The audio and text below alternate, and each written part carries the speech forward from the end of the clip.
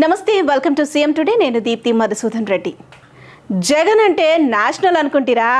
International నీ అవ్వ తగ్గేదేలా. ఏంటి జగన్ ఇంటర్నేషనల్ లెవెల్లో ఏం చేశాడు అనుకుంటున్నారా? అక్కడికే వస్తున్నా. జగన్మోహన్ రెడ్డి అవినీతి ఇప్పుడు లోకల్ నేషనల్ దాటేసి ఇంటర్నేషనల్ స్థాయికి చేరుకుంది. అది కూడా అక్కడికో ఇక్కడికో కాదు, ఏకంగా అగ్రరాజ్యం అమెరికా వరకు విస్తరించింది. ఇప్పటి వరకు భారతదేశంలోనే అవినీతి అభియోగాలు ఎదుర్కొంటున్న జగన్ ఇక అమెరికాలోనూ విచారణ ఎదుర్కోవాల్సి రావటం ఖాయం. అసలు అమెరికా అవినీతి ఏంటి? అమెరికా వరకు చేరటం ఏంటి? అమెరికాలో విచారణ ఏంటి? ఇంతకీ అమెరికా స్థాయిలో జగన్ ఏం చేశాడమ్మా అనుకుంటున్నారా? అక్కడికే వస్తున్నా. మాజీ ముఖ్యమంత్రి వైఎస్ జగన్ ప్రముఖ వ్యాపారవేత్త గౌతమ్ అదానీ ఆంధ్రప్రదేశ్లో చేసిన ఓ భారీ కుంభకోణం ఇప్పుడు అమెరికా వరకు వెళ్ళింది. ఎక్కడ అమ్ముడు పోని తన విద్యుత్ను అధిక ధరకు కొనుగోలు చేస్తే 1750 కోట్ల రూపాయలు ఇస్తానని అదానీ ఆఫర్ చేశారు. ఆ ఒప్పందం కుదిరితే రాష్ట్ర ప్రజలపై దీర్ఘకాలంలో 1.10 లక్షల కోట్ల రూపాయల భారం పడుతుందని, ఇది రాష్ట్రానికి నష్టమని జగన్కు తెలుసు. కానీ కోట్ల రూపాయలు వస్తుంటే జనం ఎలా పోతే మనకేంటి అనుకున్నారేమో. ఆంధ్రప్రదేశ్ ప్రజల్ని పణంగా పెట్టి అదానీతో విద్యుత్ కొనుగోలు ఒప్పందాలను చకచకా పూర్తి చేశారు. ఇక అదానీ సంస్థ 1750 కోట్లు జగన్కి ఎక్కడి నుంచి ఇచ్చిందో తెలుసా? భారతదేశంలో గ్రీన్ ఎనర్జీ ప్రాజెక్టులో పెట్టుబడుల కోసం అంటూ యునైటెడ్ స్టేట్స్ ఎక్స్చేంజ్ ద్వారా అమెరికాలోని కంపెనీల నుంచి భారీ ఎత్తున నిధుల సమీకరణ చేసి అదానీ సంస్థ ఆ సొమ్మును జగన్మోహన్ రెడ్డితో సహా మరికొందరికి లంచంగా ఇచ్చిందట. ఈ మాట నేననడం లేదు, అమెరికానే నిజాన్ని బట్టబయలు చేసింది. న్యూయార్క్లోని eastern district grand jury, federal bureau of investigation, US security and exchange commission వంటి దర్యాప్తు సంస్థలు దాదాపు 2 ఏళ్ల పాటు లోతైన విచారణ జరిపి ఈ అక్రమాలను నిగ్గు తేల్చాయి. అమెరికాలోని దర్యాప్తు సంస్థలు ఈ స్కామ్లోని సూక్ష్మమైన అంశాలను వెలికితీశాయి. మరి ముడుపులు చెల్లించే క్రమంలో ఎవరెవరు ఎక్కడెక్కడ ఎప్పుడెప్పుడు ఎలా కలిశారు, వారి మధ్య ఎలాంటి ఉత్తర ప్రత్యుత్తరాలు జరిగాయి అనే వివరాలను కూడా అమెరికా వెల్లడించింది. అమెరికాలో కూర్చొని మరి ఆంధ్రప్రదేశ్లోని తాడేపల్లి ప్యాలెస్లో జరిగిన భేటీల సారాంశాన్ని తమ అభియోగ పత్రంలో పేర్కొన్నాయి.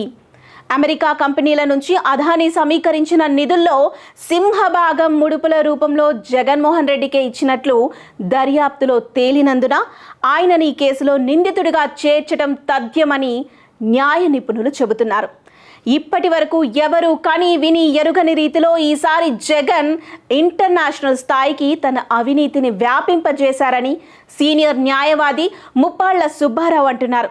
అమెరికా కంపెనీల నుంచి సమీకరించిన నిధుల్లో నుంచి 1750 కోట్ల రూపాయలు ముడుపులుగా పొందటం అంటే అతిపెద్ద నేరం కింద లెక్క. ఈ కేసులో జగన్మోహన్ రెడ్డిని కూడా నిందితుడిగా చేర్చటం తథ్యం. ఇప్పటి వరకు భారతదేశంలోనే అవినీతి అభియోగాలు ఎదుర్కొంటున్న జగన్ ఇక అమెరికాలోనూ విచారణ ఎదుర్కోవాలని, నేరం నిరూపణ అయితే కఠిన శిక్షలు పడే అవకాశం ఉందని ముప్పాళ్ల సుబ్బారావు అంటున్నారు. అమెరికా కంపెనీల నుంచి సేకరించిన నిధుల్లో సింహభాగాన్ని అదానీ సంస్థ జగన్మోహన్ రెడ్డికి ముడుపులుగా చెల్లించిందనేది ఆ సంస్థపై ప్రధాన అభియోగం.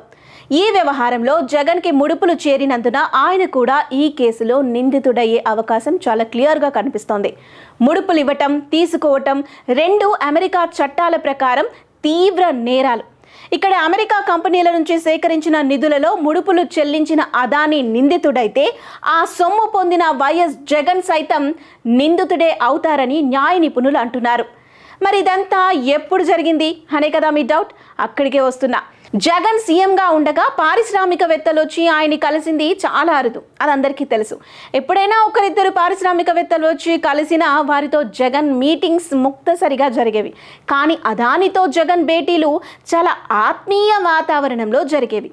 సాధారణంగా పారిశ్రామికవేత్తలు వచ్చి సీఎంను కలిసి రాష్ట్రంలో పెట్టుబడుల గురించి మాట్లాడితే ముఖ్యమంత్రి కార్యాలయం ఆ సమాచారాన్ని మీడియాకు విడుదల చేస్తుంది. పెట్టుబడులు ఖాయమైతే మీడియా సమావేశం ఏర్పాటు చేసి మరీ ప్రకటిస్తారు. అదందరికీ తెలిసిందే. అదానీ లాంటి ప్రముఖ పారిశ్రామికవేత్త వచ్చి జగన్ని కలిస్తే ఇంకెంత హడావుడి చేయాలి. కానీ జగన్ని కలిసేందుకు అదానీ ఎప్పుడొచ్చినా అత్యంత సీక్రెట్గా ఉంచేవారు. చివరికి జగన్ సొంత పత్రికా ఛానల్లో సైతం అందుకు సంబంధించిన వార్తలే వచ్చేవి కాదు. 2021 నవంబర్ 20వ తేదీన జగన్తో అదానీ కుటుంబ సభ్యులు చాలాసేపు సమావేశమయ్యారు. ఆ సమావేశం జరిగిన సంగతి కూడా తెలియదని నాటి పరిశ్రమల మంత్రి గౌతమ్ రెడ్డి మీడియా ముఖంగా చెప్పారు. అదానీ వచ్చి జగన్ని ఎప్పుడు కలిసినా తర్వాత కొద్ది రోజులకే ఆ సంస్థకి ఏ పోర్టో ప్రాజెక్టో కట్టబెడుతూ వచ్చింది ప్రభుత్వం.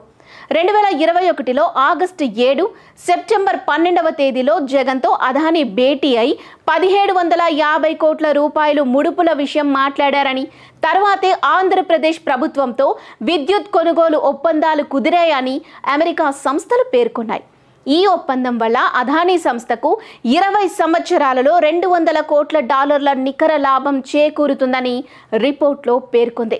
మరి ఇప్పటి వరకు సిబిఐ ఈడీ కేసులో వందల సార్లు వాయిదాలు పొందుతూ వైఎస్ జగన్ కాలం నెట్టుకొచ్చేస్తున్న సంగతి అందరికీ తెలిసిందే.